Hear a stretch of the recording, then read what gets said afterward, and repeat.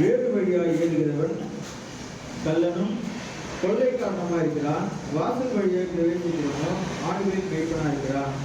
வாசலை காக்கிறவன் அவன் திறக்கிறான், ஆடுகளும் அவன் சத்தத்துக்கு செவி கொடுக்கிறது. அவன் தன்னுடைய ஆடுகளை பேர் சொல்லி கூப்பிட்டு அவைகளை வெளியே நடத்தி கொண்டு போகிறான். அவன் தன்னுடைய ஆடுகளை வெளியே விட்ட பின்பு அவைகளுக்கு முன்பாக நடந்து போகிறான். ஆடுகள் அவன் சத்தத்துக்கு அறிந்திருக்கிறபடினால் அவனுக்கு பின் செல்கிறது. அந்நியனுடைய சத்தத்தை அறியாதபடினால் அவைகள் அந்நியனுக்கு பின் செல்லாமல் அவனை விட்டோடிப்போம். இந்த உவமையை இயேசு அவர்களுக்கு சொன்னார். ஆதலால் இயேசு மறுபடியும் அவர்கள் நோக்கி, நானே ஆடுகளுக்கு வாசல் என்று மெய்யாகவே உங்களுக்கு சொல்லுகிறேன். எனக்கு முன்னே வந்தவர்கள் எல்லாரும் கள்ளரும் கொள்ளைக்காரனுமாய் இருக்கிறார்கள். ஆடுகள் அவர்களுக்கு செவி கொடுக்கவில்லை. நானே வாசல். என் வழியாய் ஒருவன் உட்பிரவேசித்தால் அவன் ரட்சிக்கப்படுவான். அவன் உள்ளும் புறமும் சென்று மேய்ச்சலை கண்டடைவான். திருடவும் கொல்லவும் அழிக்கவும் வருகிறவன் என்று வேறொன்றுக்கும் வரான். நானும் அவைகளுக்கு ஜீவன் உண்டாயிருக்கவும் அது பரிபூர்ணப்படவும் வந்தேன். நானே நல்ல மேய்ப்பன். நல்ல மேய்ப்பன் தன் ஆடுகளுக்காக தன் ஜீவனை கொடுக்கிறான். மெய்ப்பனா இல்லாதவனும் ஆடுகள் தனக்கு சொந்தமா இல்லாதவனுமான கூலியால் ஓனாய் வருகிறதை கண்டு ஆடுகளை விட்டு ஓடி போகிறான். அப்பொழுது ஓனாய் ஆடுகளை பீறி அவைகளை சிதறடிக்கும். கூலியால் நானே நல்ல மேய்ப்பன். பிதா என்னை அறிந்திருந்தது போலவும் நான் பிதாவை அறிந்திருந்தது போலவும் நான் என்னுடையவைகளை அறிந்தும் என்னுடையவைகளால் அறியப்பட்டும் இருக்கிறேன். ஆடுகளுக்காக என் ஜீவனையும் கொடுக்கிறேன்.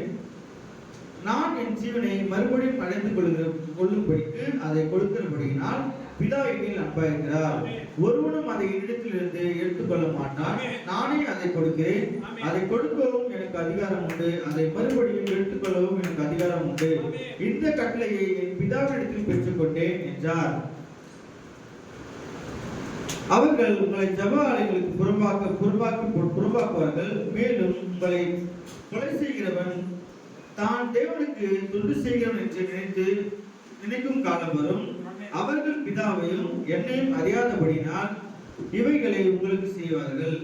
அந்த காலம் வரும்போது நான் இவைகளை உங்களுக்கு சொன்னேன் என்று நீங்கள் நினைக்கும்படி இவைகளை உங்களுக்கு சொல்லியிருக்கிறேன். நான் உங்களுடனே கூட இருந்தபடினால் ஆரம்பத்தில் இவைகளை உங்களுக்கு சொல்லவில்லை. இப்பொழுதோ நான் என்னை அனுப்பின இடத்திற்கு போகிறேன். எங்கே போகிறேன் என்று உங்களில் ஒருவனும் என்னை கேட்கவில்லை. ஆனாலும் நான் இவைகளை உங்களுக்கு சொன்னதினால் உங்கள் இதயம் துக்கத்தால் நிறைந்திருக்கிறது. நான் உங்களுக்கு உண்மையை சொல்கிறேன். நான் போகிறது உங்களுக்கு பிரயோஜனமா இருக்கும். நான் இருந்தால் தேற்றரவாளன் உங்களிடத்திற்கு வரார். நான் போவேனே ஆகில் அவரை உங்களிடத்துக்கு அனுப்புவேன். அவர் வந்து பாவத்தை குறித்தும் நீதியை குறித்தும் நியாய தீர்ப்பை குறித்தும் உலகத்தை கண்டித்து உணர்த்துவார். அவர்கள் என்னை விசுவாசியாதபடினால் பாவத்தை குறித்தும் நீங்கள் இனி என்னை காணாதபடிக்கு நான் என் பிதாவிடத்தில் போகிறபடினாலே நீதி குறித்தும் இந்த உலகத்தின் அதிபதி நியாய தீர்க்கப்பட்டதினாலே நியாய தீர்ப்பை குறித்தும் கண்டித்து உணர்த்துவார். இப்படி இருக்க எவன் அபாத்திரமாய் கர்த்தருடைய அப்பத்தை புசித்து அவனுடைய பாத்திரத்தில் பானம் பண்ணுகிறானோ அவன் கர்த்தருடைய சரீரத்தையும் குறித்து ரத்தத்தையும் குறித்து குற்றமுள்ளவனாய் இருப்பான். எந்த மனுஷனும் தன்னைத்தானே சோதித்தறிந்து இந்த அப்பத்தில் புசித்து இந்த பாத்திரத்தில் பானம் பண்ண கடவன்.